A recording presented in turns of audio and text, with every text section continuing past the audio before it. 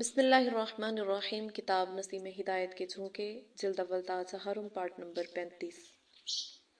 سوال: لوگ یہ کہتے ہیں کہ مخالف حالات ہیں، مگر یہ بھی حقیقت ہے کہ اسلام کے خلاف جس قدر پروپیگنڈا ہو رہا ہے، اسی تیزی سے اسلام خصوصاً مغربی ملکوں میں پھیل رہا ہے۔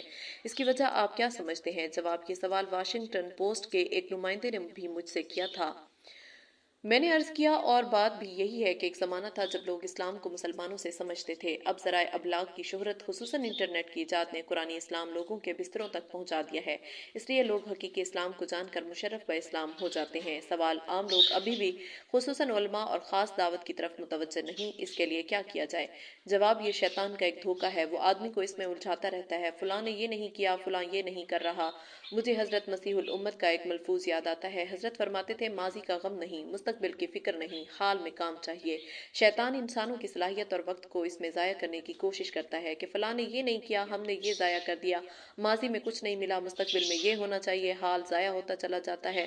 آپ لوگ جانتے ہیں کہ چند سال پہلے جب ہم لوگ بڑے علماء سے دعوت کی درخواست کرنے اور سبق سنانے جاتے تھے تو لوگ ہمیں ایسی جماعتوں سے منسوب سمجھتے تھے جن کو وہ اپنے نزدیک غلط بلکہ گمراہ سمجھتے تھے۔ مگر ہم لوگوں نے شور مچانا شروع کیا اور باصلاحیت لوگ اٹھ کھڑے ہوئے اور کارگزاریاں سامنے آنے لگیں تو ہمارا بھی نام ہو گیا، اور صرف شور و نام ہو جانے کی وجہ سے یہ بڑے علماء اور اکابرین پلکوں پر بٹھانے لگے۔ اس لیے آدمی جو کچھ خود کر سکتا ہے اسے کرنا شروع کر دینا چاہیے۔ میں نے ایک شعر ملت تک پہنچانے کے لیے اپنی جمعیت امام ولی اللہ کا ایک کیلنڈر چھپوایا تھا۔ وہ شعر یہ ہے: منزلیں کسی کے گھر حاضری نہیں دیتی، راستوں پہ چلنے سے راستے نکلتے ہیں۔ وہ اور اپنی زندگی کے خطوط متعین کرنے کے لیے ایک شعر یاد کیا تھا: نہیں جن میں تمہارا عکس شامل، وہ نقشے ہیں مٹا دینے کے قابل۔ اللہ کا شکر ہے کہ اللہ تعالیٰ نے نبی صلی اللہ علیہ وسلم کی سنت مقصودہ کو سمجھنے میں اس حقیر کی رہنمائی کی۔ سوال: دوسری تنظیموں اور دعوتی تحریکوں کے ساتھ دعوتی اشتراک کے بارے میں لوگ کہتے ہیں، ان کے بارے میں کچھ فرمائیں۔ جواب: اس حقیر نے اپنے رفقا کے لیے خطوط متعین کرنے کے لیے ایک مضمون جمعیت امام ولی اللہ کے تعارف کے ساتھ چھپوایا تھا، جس کا عنوان تھا: دین کے ہر کام کرنے والے کے رفیق بنو، فریق نہیں۔ الحمدللہ ہم لوگ اس کی کوشش کرتے ہیں کہ ہم رفاقت کی شناخت کے ساتھ کام کریں۔ سوال: تبلیغی جماعت کے ساتھ آپ کا معاملہ کیا ہے؟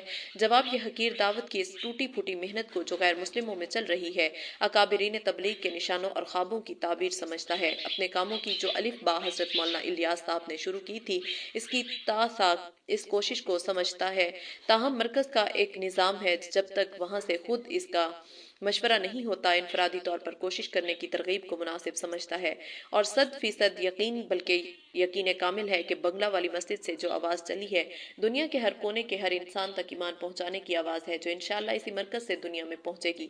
یہ حقیر بھی اس تحریک کا جاروب کش ہے۔ یہ توفیق صرف تبلیغی کوششوں کے صدقے میں ملی ہے۔ سوال: دینی مدارس اور تعلیمی تحریکوں کے بارے میں آپ کیا فرماتے ہیں؟ جواب: دین کا اہم ترین منبع مدارس ہیں۔ نبی صلی اللہ علیہ وسلم معلم بنا کر بھیجے گئے تھے۔ تبلیغ تعلیم کا ایک شعبہ ہے، اور ہمارے لیے معیار نبوی مدرسہ صفا ہے، جس کے متعلمین کے واسطے سے ساری دنیا میں اسلام پہنچا ہے۔ الحمدللہ ہم لوگ مدارس اور اہل مدارس کی خدمت کو سعادت سمجھتے ہیں اور مدارس کا دعوتی مزاج بنانے کی کوشش بھی کرتے ہیں۔ مدارس کے خلاف مسلمانوں میں غلط فہمی، بدگمانی اور استخفاف کو یہ حقیر ملت اسلامیہ کی خودکشی سمجھتا ہے۔ اس کے لیے دینی مدارس ہماری ذمہ داری اور ملک کی ترقی میں مدارس کا رول، میرے مضامین انٹرنیٹ پر ہیں، وہ پڑھنے کے ہیں۔ یہ حقیر دینی مدارس میں جاتا ہے، لوگ ازراہ کرم معائنہ کے لیے کہتے ہیں تو یہ حقیر اپنا منصب بڑے فخر سے خاک پائے خدام دین لکھتا ہے، کسی انکساری یا تواضع کے جذبہ سے نہیں، بلکہ اس امید پر کہ اللہ کا کوئی بندہ معائنہ کے رجسٹر کو پڑھے گا تو کسی مقبول گھڑی میں یا مقبول بندہ کی زبان سے نکلنے کی وجہ سے اللہ تعالیٰ خاک پائے خدام دین بنا دیں گے تو میری آخرت بن جائے گی۔ سوال: نو مسلموں کے مسائل کے سلسلہ میں آپ کیا فرماتے ہیں؟ جواب: اصل میں نو مسلم کی اصطلاح خیر القرون میں نہیں تھی۔ مجھے لگتا ہے کہ ہر چیز کو خیر القرون سے لینے کا مزاج ہی ہمارے لیے خیر کا ضامن ہے۔ ہمارے رفقا اپنے دعوتی مرکز قائم کرتے ہیں تو دار ارقم اور بعد میں دار ابو ایوب نام رکھتے ہیں۔ اس حقیر نے اس کی بڑی برکت محسوس کی۔ اگر ہم ان لوگوں کو مہاجر بھائی کہیں تو انشاءاللہ بڑی خیر ہوگی۔ الحمدللہ ارمغان کے حوالے سے کب سے یہ بات کہی جاتی رہی ہے اور قرآن و سنت اور تاریخ کے حوالوں سے ثابت کی جاتی رہی ہے کہ نہ صرف مسلمانوں بلکہ پوری دنیا انسانیت کے سارے انفرادی، اجتماعی، سیاسی، معاشرتی، معاشی ہر طرح کے مسائل کا حل سیرت نبوی کی روشنی میں صرف دعوت ہے، اور دعوت ہی ان مسائل کا حل ہے اور آسان ترین حل ہے، اور دعوت کی راہ میں جو مسائل درپیش ہوتے ہیں ان میں دنیا کے ہر داعی کا تجربہ ہے کہ دعوت کی راہ میں ایک اہم ترین مسئلہ اسلام قبول کرنے والے ان نو مسلموں کا ہے جن میں سے اکثر کو ہجرت کرنا پڑتی ہے۔ ان خوش قسمت افراد کے جن کو اللہ تعالیٰ اپنی شان ہادی کے مظہر کے طور پر ہدایت یاب فرما رہے ہیں، ان کے تربیتی، اقتصادی اور معاشرتی مسائل سے دعوت کا کام کرنے والے افراد بہت جوجھتے ہیں۔ لوگ جماعت میں بھیجتے ہیں، مدارس میں رکھتے ہیں، اس کے لیے ادارے تربیتی مراکز قائم کر رہے ہیں۔ اس سلسلہ میں کوششیں کی جا رہی ہیں، مگر بظاہر حق ادا تو کیا بلکہ اس کا عشر عشیر بھی نہیں ہو پاتا۔ پوری دنیا کے دائیوں کا تجربہ ہے کہ اگر اسلام قبول کرنے والا مہاجر نو مسلم تربیت کے ساتھ اقتصادی اور معاشرتی طور پر سیٹ ہو جائے، اس کے پاس ایسا نظم ہو کہ وہ اپنے گھر والوں، خاندان والوں یا عزیزوں کو اپنے گھر چند روز مہمان رکھ سکے، تو رفتہ رفتہ اس کے اہل خانہ، بھائی بہن اور ماں باپ اسلام میں آ جاتے ہیں۔ اس کے برخلاف اگر وہ در در پھرتا رہے اور اپنی ضروریات کے لیے سوال کرتا پھرے تو پھر وہ دوسروں کو دعوت دینے کی ہمت تو کیا کرتا ہے، خود آنے والوں کے لیے رکاوٹ بنتا ہے۔ ہم لوگ اپنے خاندان اور گھر میں رہ کر ایک مہاجر نو مسلم بھائی کے درد اور حال کو نہیں سمجھ سکتے۔ انسان ایک سماجی حیوان ہے، اسے زندگی میں ہر رشتہ کی احتیاج ہوتی ہے۔ ہم تصور کریں کہ اگر ہم میں سے کسی ایک کے رشتہ نہ ہو تو ساری زندگی کسک محسوس ہوتی ہے۔ مثلاً بڑی بہن تو ہے، چھوٹی بہن نہیں ہے، خالہ نہیں ہے، پھوپھی نہیں ہے، ایک رشتہ نہ ہو تو ساری زندگی حسرت رہتی ہے کہ اس رشتہ والا کوئی مجھے میسر نہیں۔ ایک نو مسلم مہاجر جب سب کچھ چھاڑ کر جنگل بیابان میں آتا ہے تو اسے کتنی تالیف قلب کی ضرورت ہوتی ہے۔ ہم اس کا اپنے عیش و آرام، اہل خاندان میں رہ کر اندازہ نہیں کر سکتے۔ ہم لوگ زیادہ سے زیادہ یہ کرتے ہیں کہ اپنے ابتدائی طور پر کچھ پیسے اس کو بھیک میں دے دیتے ہیں۔ اکثر ایسا ہوتا ہے کہ جب پہلی مرتبہ کسی نو مسلم کو ضروریات زندگی کے لیے کوئی رقم دی جاتی ہے تو وہ رونے لگتا ہے کہ مجھے لوگ ضرورت مند سمجھتے ہیں، مگر زندگی کی ضروریات کی وجہ سے دوبارہ اسے کسی سے کہنے پر مجبور ہونا پڑتا ہے۔ رفتہ رفتہ اس کا ضمیر اس کی مجبوری کے تلے دب جاتا ہے اور وہ در در مانگنے لگتا ہے۔ زندگی کے مسائل سے جھوجتے رہنے کی وجہ سے اپنی دینی اور تعلیمی ترقی سے محروم ہو جاتا ہے۔ بعض مرتبہ جماعت میں مناسب امیر کے نہ ملنے یا غیر تربیت یافتہ نئے ساتھیوں کی وجہ سے اسے بہت کچھ سہنا پڑتا ہے۔ ان مہاجروں کے تربیتی اور معاشرتی اور اقتصادی مسائل کا حل جب ہم نے صراط مستقیم اسلام کے دروازے پر سیرت نبوی کی روشنی میں تلاش کرنے نکلتے ہیں تو اس کا ایک مکمل اور آسان ترین حل ہمیں اسلامی مواخات ملتا ہے جو اس زمانہ میں متروک سنت ہو گئی ہے۔ یہ اس مسئلہ کا ایک پائیدار، مکمل اور آسان ترین حل ہے۔ کسی بین الاقوامی ایسی تنظیم کے پاس جس کو بڑے اہل خیر بلکہ حکومت کی سرپرستی حاصل ہو، اگر 500 مہاجر افراد اچانک آ جائیں تو آپ ان کی تربیت، شادی بیاہ اور کاروبار کے مسائل کے لیے جھوج بن جائیں گے۔ مگر یہ مسئلہ حل نہیں ہوگا۔ اس کے برخلاف سیرت نبوی کی روشنی میں مواخات کی متروکہ سنت کو زندہ کر کے صرف ہندوستان میں 1 کروڑ مہاجرین ہمارے یہاں ہجرت کر کے آ جائیں، 1 کروڑ مسلمانوں سے ان کی مواخات قائم کر کے اس مسئلہ کو چٹکیوں میں حل کیا جا سکتا ہے۔ ایک مہاجر بھائی کو ایک مسلمان کا بھائی بیٹا بنا کر اس کی تربیت، اس کی شادی بیاہ، اس کے کاروبار کا مسئلہ حل کرنا بہت آسان ہے۔ کسی کے 4 بیٹے ہیں، اگر وہ ایک مہاجر کو اپنا بیٹا بنا کر 4 کے بجائے 5 بیٹوں کی پرورش، تربیت اور شادیاں اور ان کو پیروں پر کھڑا کرنے کا مسئلہ حل کرنا چاہے تو بغیر کسی بڑے بوجھ کے یہ مسئلہ حل ہو جائے گا۔ اس طرح 1 کروڑ لوگ 1-2 سال میں پرانے مسلمانوں سے اچھے مسلمان بن کر اپنے پیروں پر کھڑے ہو کر اپنے گھر والوں کے لیے ہدایت کا ذریعہ بننے کے حال میں ہو سکتے ہیں۔ پھر یہ 1 کروڑ چند سالوں میں دوسرے کئی کروڑ کے ساتھ مواخات کے لیے تیار ہو سکتے ہیں۔ پھر ایک اہم بات یہ ہے کہ آپ کتنا ہی زیادہ خیال رکھیں گے تو ایک مہاجر کی ہفتہ 2 ہفتہ میں خبر گیری کر سکیں گے، حالانکہ اسے بعض حالات میں ہر گھنٹہ ہر وقت سہارے کی ضرورت ہے۔ اگر آپ اپنے گھر کا فرض سمجھ کر اس کی فکر کریں گے تو دن رات میں ہر وقت آپ اس کے ساتھ حاضر رہیں گے۔ سیرت پاک میں اس کا ایک اہم باب ہمارے لیے رہنما ہے۔ دین میں اس کو ایسی جگہ دی گئی ہے کہ ایک طرف نسب بدلنے کی سخت مذمت آئی ہے کہ نسب کے بدلنے والوں کو جنت کی خوشبو سے بھی محرومی کی خبر اور وعید بتائی گئی ہے، مگر جس مہاجر کو آپ مواخات کے طور پر قبول کر کے اپنے خاندان کا فرد بنا رہے ہیں اس کو آپ کے نسب، آپ کے خاندان سے منسوب ہونے کی فقہاء نے اجازت دی ہے۔ چنانچہ امام المحدثین امام بخاری کی نسبت الجعفی الیمانی سے ہے، جن کے ہاتھ پر ان کے دادا مغیرہ مسلمان ہو کر ان کی مواخات میں رہے تھے۔ تجربہ شاہد ہے کہ جو خاندانی مسلمان گھرانہ کسی مہاجر بھائی کو اسلامی مواخات کی سنت کے تحت قبول کرتا ہے، اگر نووارد دین دار نہ بھی ہو تو بتدریج اس مبارک نسبت کی برکت سے دیندار ہو جاتا ہے۔ ایسی سینکڑوں مثالیں قریبی زمانہ میں ہمارے رفقاء کے سامنے آتی رہتی ہیں۔ کچھ روز قبل مغربی اتر پردیش کے مرکزی علمی شہر کے قریب ایک گاؤں میں ایک نوعمر بچے نے اسلام قبول کیا۔ وہ گھر چھوڑ کر شہر آ گیا۔ گھر والوں نے اس لڑکے پر بہت دباؤ دیا، سرپرستی کرنے والوں کے خلاف بھی غم و غصہ ظاہر کیا۔ علاقہ کے لوگوں نے مسلمانوں پر چڑھائی کا پروگرام بنایا۔ اس حقیر کے پاس مسلمانوں کے فون آئے۔ اس حقیر نے عرض کیا کہ میرے اللہ کا وعدہ ہے، واللہ یعصمک من الناس، اور اللہ آپ کی لوگوں سے حفاظت کرے گا، اور کفا باللہ حسیبا، اللہ حساب کے لیے کافی ہے، آپ فکر نہ کریں، انشاءاللہ کچھ نہ ہوگا۔ کچھ لیڈروں نے درمیان میں پڑھ کر معاملے کو اپنے ہاتھ میں لیا۔ جب بچے کو بہت مضبوط دیکھا کہ وہ مرنے کے لیے تیار ہے مگر اپنے گھر کفر میں جانے کو تیار نہیں، تو سب لوگ غصہ میں چھوڑ کر چلے گئے۔ ایک اپنے اسکالر ہونے کا خبت رکھنے والے مسلمان لیڈر جو دینداری سے دور بلکہ دینداری سے متنفر تھے، بس عید کی نماز بھی رسماً پڑھتے تھے، انہوں نے اس معاملے میں خاصی دلچسپی دکھائی۔ اس حقیر نے ان کو بلایا، معلوم کیا کہ ان کے کتنے بیٹے ہیں۔ انہوں نے کہا کہ 4 ہیں۔ میں نے کہا کہ 4 کم ہیں، آپ کا 5واں بیٹا یہ نو مسلم بچہ ہے، یہ سب کچھ چھوڑ کر آیا ہے، اس کو کون گلے لگائے گا؟ وہ جذبہ میں آئے اور بولے، یہ میرا 5واں نہیں بلکہ پہلا بیٹا ہے، یہ 4 بعد میں ہیں۔ الحمدللہ انہوں نے اس بچے کو مدرسے میں داخل کرایا۔ یہ بچہ حافظ ہو کر اب عالم ہونے والا ہے۔ اب ان صاحب کا حال یہ ہے کہ گھر کے سب افراد حج کرائے ہیں، بیٹوں اور ان کے چہروں پر داڑھیاں ہیں، گھر کے سب مرد اور عورتیں نمازی ہو گئی ہیں اور کچھ تہجد گزار بھی۔ اس طرح کے بہت سے واقعات ہیں۔ ایک خاندان اگر اپنے گھر میں ایک فرد کو اپنے خاندان کا حقیقی فرد بنا کر اس کی تربیت، اس کی شادی بیاہ، کاروبار کے مسئلہ کو حل کرنا چاہے تو کتنا آسان ہے۔ ضرورت ہے کہ امت میں اس کا شعور بیدار کیا جائے، اور یہ زمانہ جس میں اللہ تعالیٰ نے ہدایت نازل فرمائی ہے، از خود اسلام کی طرف آنے والوں کی تعداد غیر معمولی طور پر بڑھ رہی ہے۔ اسلام کے خلاف پروپیگنڈا کی وجہ سے اللہ تعالیٰ نے لوگوں میں اسلام کو جاننے کا جذبہ اور اس کو سمجھنے کا تجسس پیدا کر کے خود اسلام کے لیے دنیا پر راہیں کھول دی ہیں۔ اس کی ضرورت بہت بڑھ گئی ہے کہ اسلامی مواخات کو زندہ کیا جائے۔ یہ اس مشکل ترین سمجھے جانے اہم ترین مسئلہ کا سیرت نبوی کی روشنی میں آسان ترین حل ہے۔ سوال، آپ کی امانت آپ کی سیوا میں آپ نے کس طرح لکھی اور اس کی قبولیت کی وجہ کیا ہے؟ جواب، اصل میں تو اس کتاب کی تاثیر میرے حضرت والا اور حضرت والا کی والدہ ماجدہ کی دعاؤں کا ثمرہ ہے۔ کچھ مخلصین نے بھی تقاضا کیا کہ ہمیں بات کرنے میں جھجک ہوتی ہے، اس لیے بات شروع کرنے کے لیے کوئی چھوٹی سی کتاب لکھیں۔ شاید محسنین کے حکم کی تعمیل کی برکت سے یہ کتاب لکھی گئی، ورنہ کتاب میں کچھ نہیں ہے، مگر آج تک اس کو پڑھنے والا متاثر ہوئے بغیر نہ رہ سکا۔ ملک کی ساری زبانوں میں اس کے ترجمے شائع ہوئے ہیں۔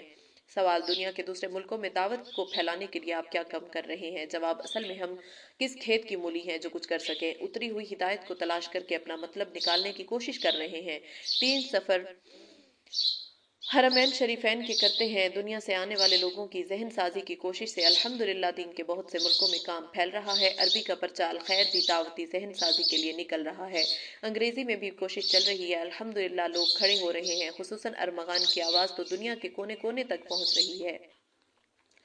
سوال، قارئین ارمغان کے لیے آپ کا کوئی پیغام؟ جواب، یہ اہل محبت کا ملک ہے۔ اللہ نے اپنے شاہکار تخلیق انسان کو احسن تقویم، خوبیوں کے سانچے میں ڈھالا ہے۔ ایسی محبت بھری قوم اور خوبیوں کے سانچہ میں ڈھالی گئی احسن الخالقین کی تخلیق انسان سے مایوس ہونے کے بجائے اس کے حسن کو ظاہر کرنے کے لیے جرأت اور محبت سے میدان دعوت میں اترنا چاہیے۔ یہاں دعوت کے لیے صلاحیت نہیں بلکہ صرف جرأت اور محبت کی ضرورت ہے۔ خود ہدایت کے لیے پیاسی انسانیت کے لب سے ٹھنڈے پانی کے پیالے لگانے کی ضرورت ہے۔ اس جذبہ کے ساتھ میدان دعوت میں اترنا ہر یاس کو آس میں بدلنے کا شاہی کلید ہے۔ مستفاد از ماہنامہ ارمغان ماہ مئی جون 2010۔ جناب محمد حسن صاحب روندر ملک سے ایک ملاقات۔ احمد ابا، السلام علیکم ورحمۃ اللہ وبرکاتہ۔ محمد حسن، وعلیکم السلام ورحمۃ اللہ وبرکاتہ۔ سوال، بھائی روندر ملک صاحب، آپ پچھلے اتوار کو پھل تشریف لائے تھے تو ابی نے آپ کا واقعہ بتایا تھا، اب آپ پھر اتوار میں آ گئے تو ابی نے حکم کیا کہ میں آپ سے انٹرویو لوں۔ اصل میں ہمارے ہاں پھل سے ایک اردو میگزین ارمغان نکلتی ہے، اس میں جن لوگوں کو مالک اپنے کرم سے ہدایت فرما کر کلمہ پڑھنے اور اسلام لانے کی توفیق دیتے ہیں ان کی آپ بیتی چھاپی جاتی ہے۔ جواب، جی ہاں مولانا احمد صاحب، حضرت صاحب ابھی مجھے بتا کر گئے ہیں، میں آج ہی مراد آباد سے آیا ہوں، پھر جانا بھی آج ہے۔ اصل میں پچھلے مہینے میرا وہاں ٹرانسفر ہوا تھا، اب پھر لکھنؤ ہو گیا ہے، سرکاری نوکری وہ بھی پولیس کی، بس بستر بندھا رہتا ہے۔ سوال، آپ کے لیے تو بڑا اچھا ہے، ہمارے نبی صلی اللہ علیہ وسلم نے فرمایا ہے کن فی الدنیا کأنک غریب او عابر سبیل، دنیا میں اس طرح رہو گویا تم مسافر ہو یا راستہ پار کرنے والے۔ آپ کو تو اللہ نے ایسے حالات میں رکھا ہے کہ آپ سفر میں رہتے ہیں۔ جواب، یہ تو جب اپنی مرضی سے اپنے آپ کو مسافر سمجھے، ہر وقت بستر بندھا رہتا ہے مگر سوچتے یہ ہیں کہ 1000 سال جئیں تو کم ہے۔ ایسے مسافر ہونے سے کیا فائدہ؟ ایسا مسافر تو مولانا صاحب آدمی جب بھی بن سکتا ہے کہ اس کو آخرت ہر وقت اپنے سامنے دکھائی دے، جیسا ہمارے نبی صلی اللہ علیہ وسلم کے صحابیوں کا حال تھا کہ جنت دوزخ پر ایسا یقین تھا کہ آنکھوں سے دیکھنے سے کچھ تعجب نہ ہو۔ سوال: بلا شبہ یہ بات تو ہے، ماشاءاللہ ایک ہفتے میں آپ نے خوب سمجھا۔ جواب: سمجھنے کے لیے 1 منٹ انسان کو کافی ہے مولوی صاحب، اور نہ سمجھنے والوں کے لیے سینکڑوں سال بھی بیکار ہیں۔ گائے بھینسوں کی طرح آدمی جی کر چلا جاتا ہے، اپنے حقیقی گھر کی فکر پیدا نہیں ہوتی۔ سوال: بلا شبہ آپ سچ فرماتے ہیں۔ اچھا، آپ برائے کرم پہلے اپنا پریچے تعارف کروائیں۔ جواب: سب سے سچا تعارف وہ ہے جو قرآن نے کرایا ہے۔ سڑی ہوئی مٹی سے بنایا گیا یا ناپاک بوند سے بنا ہوا انسان ہوں میں۔ 27ویں پارہ میں پڑھ رہا تھا، اللہ نے کیسی بات کہی کہ اللہ تعالیٰ تمہیں تمہاری ماں کی پیٹوں میں سے جانتے ہیں، کیوں اپنی پاکی بگھارتے ہو؟ ماں کے پیٹ میں ہم ماہواری کا خون پی کر پلے ہیں، کل مر کر سڑ کر مٹی میں جائیں گے۔ 2 کلو پخانہ پیٹ میں ہے، پسینہ میں بدبو، پخانہ میں بدبو، پیشاب میں سڑا نند، اور 2 روز منہ صاف نہ کرے تو منہ میں پخانہ کی سی بدبو۔ بس یہ ہے ایک گندے انسان کا پریچے، اس پر ہر ایک یہ سمجھتا ہے کہ میں یہ ہوں وہ ہوں۔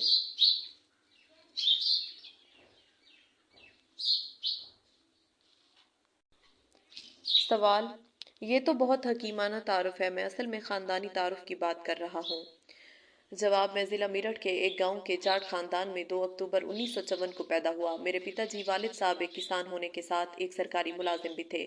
میرے تاؤ ڈی ایس پی سے ریٹائرڈ ہوئے ہیں۔ میرے پھوپھا بھی پولیس میں تھے۔ میں نے انٹرمیڈیٹ اور گریجویشن بڑوت سے کیا۔ پولیس میں انسپیکٹر کی ملازمت مل گئی۔ 5 سال پہلے میرا پروموشن ہوا اور پولیس انسپیکٹر ہو گیا۔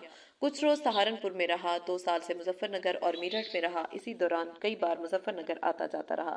جولائی کے شروع تک مظفر نگر سی آئی ڈی میں تھا۔ 1 مہینہ پہلے مراد آباد ٹرانسفر ہوا اور اب پروموشن ہو کر لکھنؤ جانا ہو رہا ہے۔ 2 روٹیوں کے لیے جو اللہ نے مقدر میں پہلے سے لکھ رکھی ہیں، کس قدر دھکے کھانے پڑ رہے ہیں، کبھی کبھی تو دل بہت دکھی ہو جاتا ہے۔ سوال: اپنے قبول اسلام کے بارے میں بتائیے۔ جواب: آپ کے علم میں ہے کہ مئی کے مہینہ میں کاندھلہ میں دعوتی ٹریننگ کیمپ حضرت نے لگوایا تھا جو 1 ہفتے چلا تھا۔ سوال: ہاں، اصل میں وہ 3 مہینے کا کیمپ دہلی میں لگا تھا، اس کا 1 ہفتہ کا کیمپ کاندھلہ میں پریکٹیکل کے طور پر لگایا گیا تھا۔ جواب: جی ہاں، اسی کیمپ کی بات ہے۔ اصل میں کیمپ سے پہلے کاندھلہ کے حالات اچھے نہیں تھے۔ 2 روز پہلے ایک مسلمان نے ایک ہندو کو قتل کر دیا تھا۔ اس کے علاوہ ایک لڑکی کے معاملے میں ہندو مسلم تناؤ چل رہا تھا۔ 2 لڑکوں نے ایک ایک کر کے اسلام قبول کیا تھا اور وہ گاؤں سے چلے گئے تھے۔ ان کے گھر والوں نے ہندو تنظیموں کو ساتھ لے کر مسلمانوں کے خلاف مظاہرہ کیا تھا۔ ایسے میں دعوتی ٹریننگ کیمپ لگا۔ اصل میں وہ ماحول بظاہر کیمپ کے لیے مناسب نہیں تھا مگر کیمپ پروگرام کے تحت پہلے سے طے تھا۔ بعض ذمہ داروں نے منع بھی کیا مگر حضرت نے کہا کہ مخالف حالات میں کیمپ کا فائدہ زیادہ ہوتا ہے تاکہ معلوم ہو جائے کہ حق دینے والوں اور محبت کا پیغام دینے والے خیر خواہوں کے لیے کوئی مشکل نہیں ہوتی۔ پہلے روز جب کام کرنے والے فیلڈ ورک کے لیے غیر مسلم بھائیوں کو دعوت دینے کے لیے گئے تو شر پسندوں میں اشتعال ہوا۔ اگلے روز دینک جاگرن میں خبر چھپی کہ سعودی عرب سے لوگ آئے ہیں اور وہ دھرم کا پرچار کر کے ماحول خراب کر رہے ہیں اور آپتی جنگ قابل اعتراض کتابیں بانٹ رہے ہیں۔ اس سے لوگوں میں شور مچا۔ مسلمان بھی ڈرے۔ کاندھلہ کے ایک ذمہ دار سرپرست نے حضرت صاحب اور ان کے لوگوں سے کہا کہ فی الحال یہ کیمپ بند کر دیں۔ کاندھلہ تھانہ کے انچارج نے بھی مولوی اسامہ کاندھلوی جو مقامی کیمپ کے میزبان اور ذمہ دار تھے سے زور دے کر اس وقت اس کیمپ کو بند کرنے کو کہا۔ حضرت مولانا سے فون پر مشورہ ہوا اور خیال تھا کہ کیمپ کرانا یا شاملی لگا لیا جائے مگر حضرت نے کہا کہ آپ داروغوں سے کہیے کہ یہ ہمارا قانونی حق ہے اور کوئی واقعہ ناخوشگوار ہوگا تب آپ کہنا۔ مولانا اویس نانوتوی جو کیمپ کے ذمہ دار تھے وہ تھانہ انچارج سے ملے اور ان کو مطمئن کر دیا مگر مقامی لوگوں میں خوف تھا۔ ایک ذمہ دار تو کاندھلہ چھوڑ کر چلے گئے کہ فساد وغیرہ نہ ہو جائے۔ اخبار کی خبر پر مجھے اور میرے ایک ساتھی کو انکوائری کے لیے کاندھلہ بھیجا گیا۔ ہم لوگ پہلے کاندھلہ تھانہ پہنچے، اس کے بعد ہم لوگ ایک پولیس والے کے ساتھ جامع مسجد پہنچے۔ وہاں پر لوگوں نے بتایا کہ ذمہ دار کہیں گئے ہوئے ہیں۔ ہم لوگوں نے کہا آ جائیں تو ان کو بھیج دیں۔ ہم لوگ مسجد سے جا رہے تھے کہ راستے میں 2 مولانا ملے، ایک مولانا اسامہ جو مقامی طور پر میزبان تھے اور ایک مولوی اویس جو کیمپ کے امیر تھے۔ دونوں نے ہمیں روکا۔ ہم لوگ تھانہ میں آپ سے ملنے گئے تھے، آپ سے ضروری بات کرنی ہے۔ مولوی اسامہ کے گھر پر سب لوگ بیٹھ گئے اور مولوی اویس نے ہم سے کہا کہ ہم آپ ایک ماں باپ کی اولاد خونی رشتہ کے بھائی ہیں۔ مرنے کے بعد ہمیشہ کی زندگی ہے۔ جس مالک نے ہمیں پیدا کیا وہ ہمارا آپ کا اکیلا مالک ہے۔ اس نے اس زندگی میں کچھ ذمہ داریاں ہمیں سونپی ہیں، اس کے لیے ہمیں معلوم ہوا تھا کہ آپ مظفر نگر سے آئے ہوئے ہیں، اس لیے ہم آپ سے مرنے کے بعد کی زندگی کے لیے کچھ باتیں باتیں کرنا چاہتے ہیں، اس لیے ہم تھانہ گئے تھے۔ اس کے بعد قرآن پڑھ کر اللہ کے ایک ہونے اور مرنے کے بعد کے حساب کتاب کے بارے میں بتاتے رہے۔ مولانا صاحب عربی میں قرآن پڑھتے تھے تو دل میں عجیب اثر ہوتا تھا۔ انہوں نے ہمیں مرنے کے بعد کی آگ سے بچنے کے لیے کلمہ پڑھنے اور مسلمان ہونے کو کہا اور ہمیں حضرت صاحب کی کتاب آپ کی امانت آپ کی سیوا میں دی۔ میں نے یہ کتاب لی، دیکھی، میں نے کہا یہ تو وہ کتاب ہے جو پھلت والوں کی لکھی ہوئی ہے۔ سب نے کہا کہ ہاں یہ پھلت والے حضرت کی لکھی ہوئی کتاب ہے۔ میں نے کہا یہ وہ کتاب ہے جس کی پشتی تصدیق مہاراشٹر میں ہو چکی ہے۔ انہوں نے کہا ہاں یہ وہی کتاب ہے، ہم لوگ پھلت والے صاحب کی طرف سے آئے ہیں۔ میں نے کہا جو سعودی عرب سے لوگ آئے ہوئے ہیں اور آپ جن قابل اعتراض کتابیں بانٹ رہے ہیں وہ کون ہے؟ مولانا ویس نے کہا کوئی سعودی عرب سے نہیں آیا، وہ ہم لوگ ہی ہیں اور ہم بس یہ کام کر رہے ہیں جس کے لیے آپ سے ملنا چاہتے تھے، اور یہی وہ کتاب ہے جو لوگوں کو پیش کر رہے ہیں۔ ان کی محبت بھری اور خیر خواہی کی باتوں سے ہم دونوں بہت متاثر ہوئے۔ ہم نے کہا اب ہم دینک جاگرن اخبار کے نمائندہ کے پاس جائیں گے، اس کا آبھار ویکت شکریہ ادا کریں گے، ایک مٹھائی کا ڈبہ اس کے لیے لے جائیں گے کہ نہ وہ خبر چھاپتے، نہ ایسے اچھے لوگوں سے ملاقات ہوتی اور ایسی اچھی باتیں سننے کو ملتی اور نہ یہ کتاب ملتی۔ سوال اویس بھائی نے آپ کو کلمہ پڑھنے کے لیے کہا ہوگا، آپ نے کلمہ نہیں پڑھا؟ جواب نہیں، میں نے ان سے کچھ مہلت دینے کے لیے کہا اور کہا میں اس کتاب کو پڑھوں گا اور 2 بار پڑھوں گا پھر آپ سے ملوں گا۔ سوال اس کے بعد کیا ہوا آگے بتائیے؟ جواب ایک انکوائری بڑھانا کی اور تھی، ہم لوگ بڑھانا ہو کر مظفر نگر آ گئے۔ رات میں نے آپ کی امانت پڑھی، اس کتاب نے دل اور دماغ کے جالے جھاڑ دیے، اسلام کے لیے دل میں جگہ ہو گئی۔ میرے ایک دوست ڈاکٹر قمر جن سے 1 سال پہلے ایک کیس کے سلسلہ میں تعلقات تھے، میں نے ان سے اسلام پر کچھ اور کتابیں دینے کو کہا۔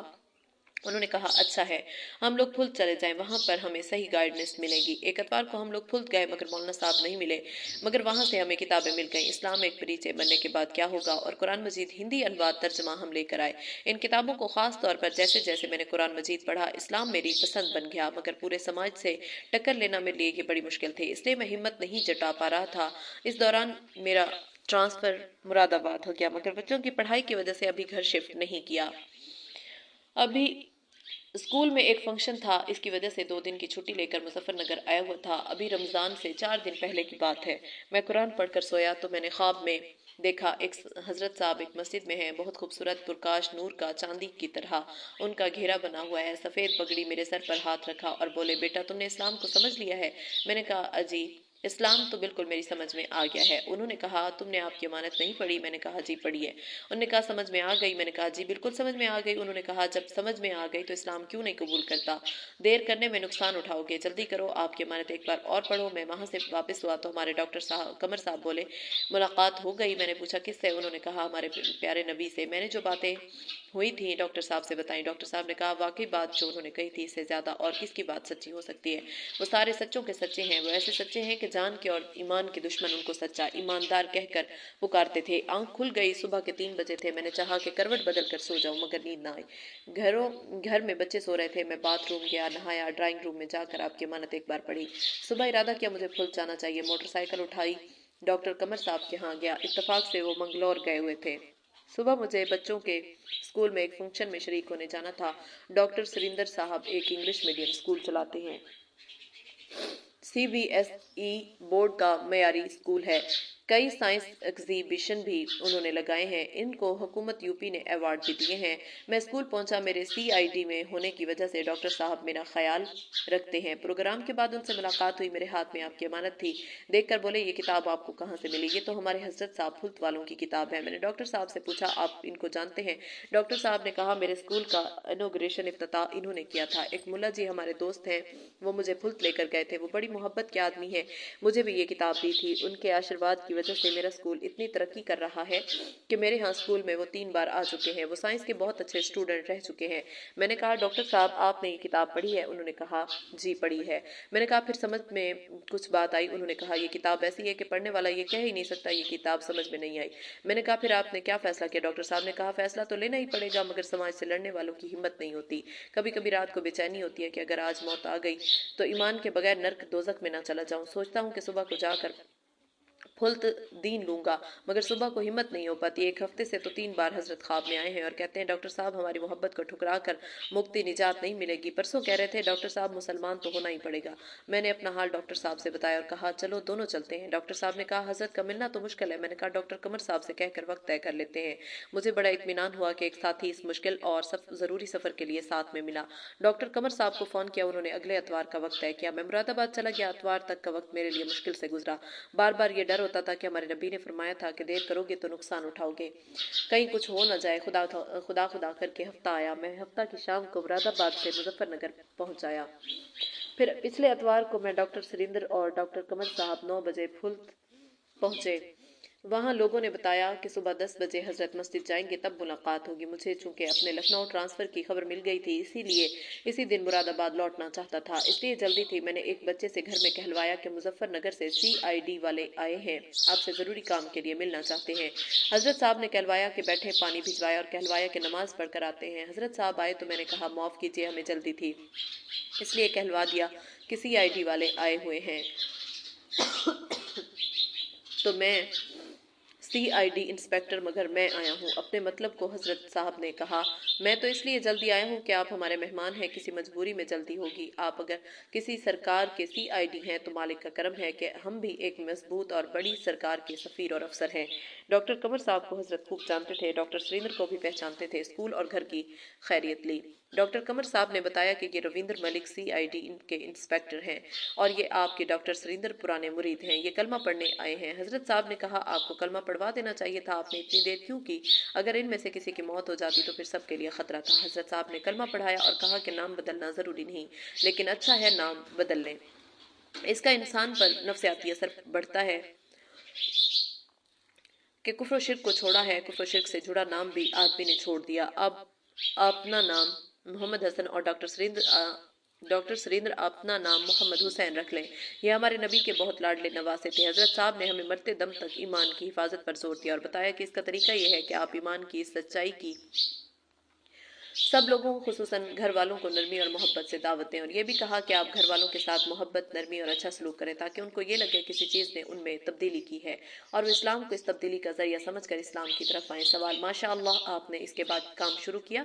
जवाब में मुरादाबाद किया, इसके बाद लखनऊ चला आया। रास्ते में ट्रेन में लखनऊ जाने और आने में 2 लोगों को दावत दी। अल्हम्दुलिल्लाह दोनों मुसलमान होने के लिए तैयार हो गए। मैंने हजरत साहब से फ़ोन पर कलमा पढ़वाया। मुझे महसूस हुआ कि जैसे जैसे मैं दूसरों को ईमान की दावत देता हूँ, इस्लाम पर मेरा यकीन और मेरा ईमान बढ़ता है। सवाल आपने नमाज वगैरह सीखनी शुरू की? जवाब अल्लाह का शुक्र है मैंने नमाज याद कर ली और नमाज पढ़ रहा हूँ, सारे रोजे भी रख रहा हूँ। सवाल आपने घर वालों से बता दिया कि मैं डैश? जवाब मैंने कल रात अपनी मिसेस बीवी से बात की और उनको साफ साफ बता दिया। असल में मैं इस्लाम को तो कई महीने से पढ़ रहा था। वो मुझसे कहती थी कि मुझे तो ऐसा लगता है आप मुल्लाओं के चक्कर में पड़ गए, आप मुसलमान हो जाओगे। मैंने रात को आपकी अमानत पढ़कर सुनाई, उसको बहुत पसंद आई। बोली मैं सोचती थी कि अचानक चौधरी साहब को क्या हो गया, इस किताब की मिठास और मोहब्बत ने आप पर जादू कर दिया है। अल्लाह का शुक्र है उन्होंने कलमा तो पढ़ लिया है और साथ रहने का वादा किया है।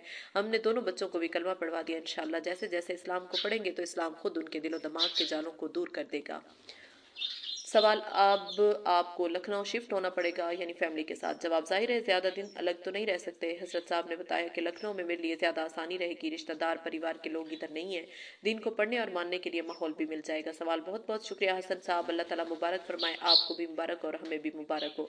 जवाब दुआ कीजिए बस अल्लाह ईमान पर जमाए रखे। हजरत साहब ने बताया कि ईमान का हक ये है कि आदमी धड़ धड़ी लेते हुए आग के अलाव में गिरना इस्लाम से फिरने के मुकाबले में आसान समझे।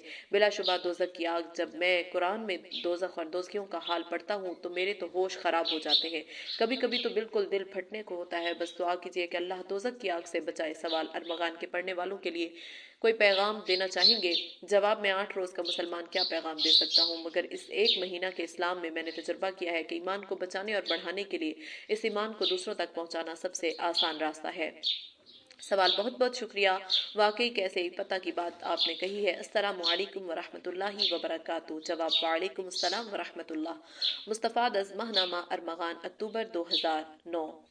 ایک نو مسلم داعیہ ڈاکٹر اسما علی کلپنا سے ایک ملاقات۔ اسما امت اللہ: السلام علیکم ورحمۃ اللہ وبرکاتہ۔ ڈاکٹر اسما علی: وعلیکم السلام ورحمۃ اللہ وبرکاتہ۔ اسما بہن آپ کیسی ہیں؟ کب سے آپ کا ذکر سنتی آئی ہوں، آج اللہ نے آپ سے ملوا دیا۔ سوال: میرا ذکر آپ نے کہاں سنا؟ جواب: ڈاکٹر آصف حضرت کے ایک بہت چاہنے والے مرید ہیں، وہ آپ کا ذکر کرتے ہیں کہ آپ حضرت کی صاحبزادی اسما سے ملیں، آپ کو بہت دعوتی فائدہ ہوگا۔ ہمارے حضرت فرماتے ہیں کہ اسما نے مجھے دعوت سکھائی ہے۔